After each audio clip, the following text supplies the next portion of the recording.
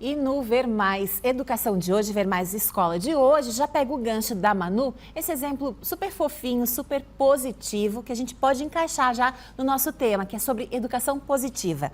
Falar sobre educação com os filhos é sempre algo muito complexo e desafiador, porque cada família tem uma opinião, o seu próprio método que considera ideal para a criação dos filhos. Mas você aí de casa, já ouviu falar em educação positiva? Para falar sobre o que é e como aplicá-la, nós recebemos a psicóloga Laura Miller. Boa tarde, bem-vinda a Ver Mais, Laura. Boa tarde, obrigada. Esse exemplo ali que os pais utilizaram, né, criar um spray para tornar aquele momento mais tranquilo, pode ser considerado exemplo de educação positiva? Sim, pode ser um exemplo de educação positiva, porque na educação positiva a gente vai acolher aquilo que está acontecendo com a criança e aí a gente vai tentar encontrar soluções a partir daquilo que ela está sentindo, que ela está vivenciando naquele momento. E como é que, de uma forma assim resumida, a gente pode descrever o método, o que é uma educação positiva?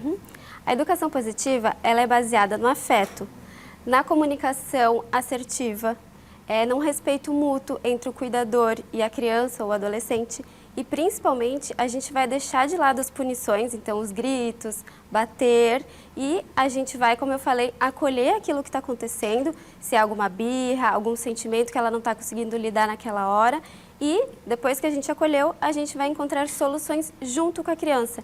Então, ela se torna protagonista também do desenvolvimento dela. E a contradição é que enquanto a criança está bem, é fácil dialogar, é fácil conversar, mas se aparece uma birra, uma teimosia, parece que uma chave vira dentro do pai e da mãe também, né? Exatamente. Por isso que é importante que os cuidadores, o pai e a mãe, eles saibam lidar com os seus próprios sentimentos também. Porque a criança, ela vai aprender a lidar com os seus a partir do modelo que os pais dão. Então, se os pais não sabem lidar com o que estão sentindo, com aquela raiva que a criança despertou nela, a criança também vai ter dificuldade de lidar com aqueles sentimentos que a gente, às vezes, não gosta muito, né?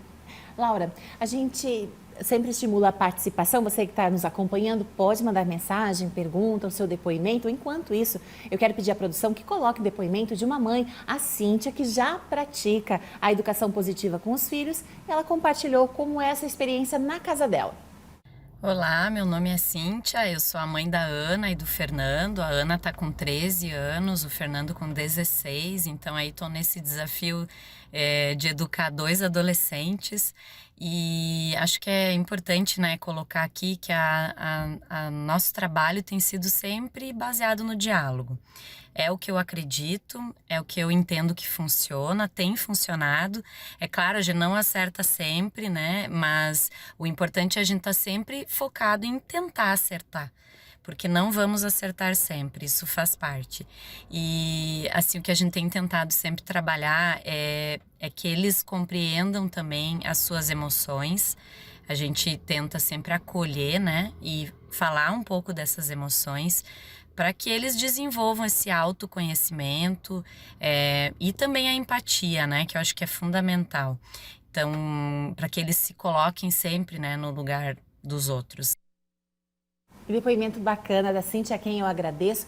Ela trouxe várias questões importantes que você já havia falado, sobre o diálogo, sobre a empatia, mas ali ela fala algo que pai e mãe se culpa muito, que é o de não acertar sempre, né? Sim, e isso vai acontecer, ninguém é perfeito, né?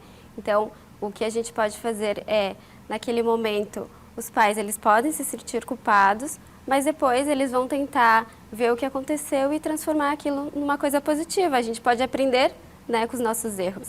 Quando o pai ou uma mãe tem uma atitude excessiva, de certa forma descompensada em relação a uma situação, como que ele deve proceder na sequência? Por exemplo, voltar a pedir desculpa depois pro filho, pela atitude. Como ele pode reconhecer, além de, claro, de não repetir aquilo? Eu acho que o primeiro passo é, se a raiva está muito grande naquele momento, é se afastar. Primeiro a gente se afasta, se acalma e depois a gente pode ir lá conversar com a criança, pedir desculpa e tentar junto com ela analisar o que a gente pode fazer de diferente na próxima vez. E isso vale para a criança e para o adolescente também. A gente pode ensinar que se a gente está sentindo raiva, a gente se afasta, vai tomar uma água, vai respirar, pode abraçar alguma coisa bem forte para tirar um pouquinho dessa angústia. E depois que o sentimento baixar, a gente vai resolver a questão, né? Com a comunicação. Porque muitas vezes também os pais querem resolver na hora. Na hora você vai sentar, Exatamente. você vai ouvir. E também não consegue fazer esse exercício de empatia, de entender que o adolescente não está em condições emocionais naquele momento de ouvir aquilo. Porque ouvir não é só você, né, ter que ser obrigado a escutar, mas ouvir é entender aquilo. Exatamente. Por isso que o se afastar é uma técnica muito boa, né? Primeiro a gente vai, se acalma e depois a gente pode resolver. E como lidar com a birra, que é outro, assim, outro grande desafio, porque normalmente a birra em casa, o pai e a mãe, né, tem o seu jeito ali de lidar, mas às vezes diante de outras pessoas é onde também se impõe uma prova a educação positiva. Sim, eu acho que é importante a gente primeiro entender o que é essa birra, né? Porque todo comportamento da criança tem alguma função, né?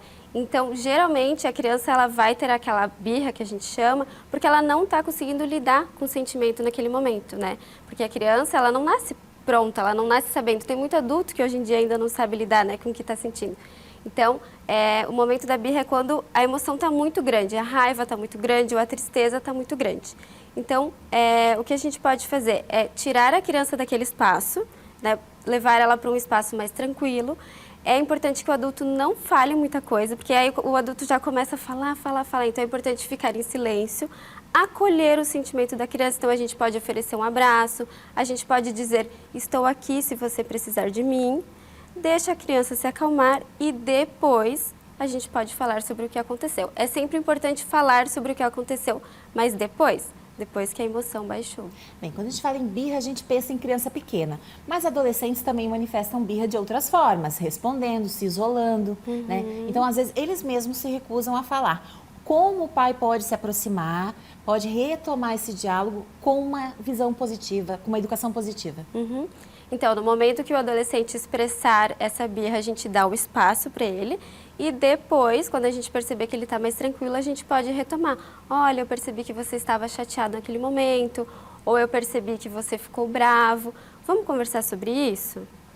E os pais, porque a gente também tem falado muito sobre linguagens do amor. Tem muitos pais, assim, da minha geração, até um pouco mais velhos, que têm uma dificuldade de se expressar em palavras, né? Às vezes se expressam de outras formas, com atos de serviço, de outras formas.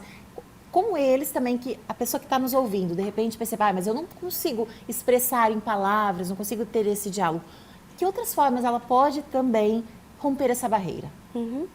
Então, existem algumas técnicas. Uma coisa legal é a gente usar papel e escrever o que a gente está sentindo. Então, às vezes é difícil colocar em palavras, mas a gente pode botar num papel e aí entregar para a pessoa, né, que a gente quer dialogar, ou fazer um desenho, né? A partir do desenho a gente também consegue expressar aquilo que a gente está sentindo. Muito bem. Ou buscar ajuda profissional. Com certeza. Né? Nas escolas também, as escolas têm debatido muito isso. Sim, a escola é um ambiente que também precisa trabalhar a educação positiva com as crianças, né? É um ambiente que também precisa acolher o estudante. É importante que a escola tenha uma visão individualizada, conheça o seu estudante, conheça a história, para que possa acolher de uma forma mais assertiva, né? Perfeito. Laura Miller, psicóloga, falando hoje sobre educação positiva aqui no Ver Mais. Muito obrigada pela sua presença. Seja sempre bem-vinda. Obrigada.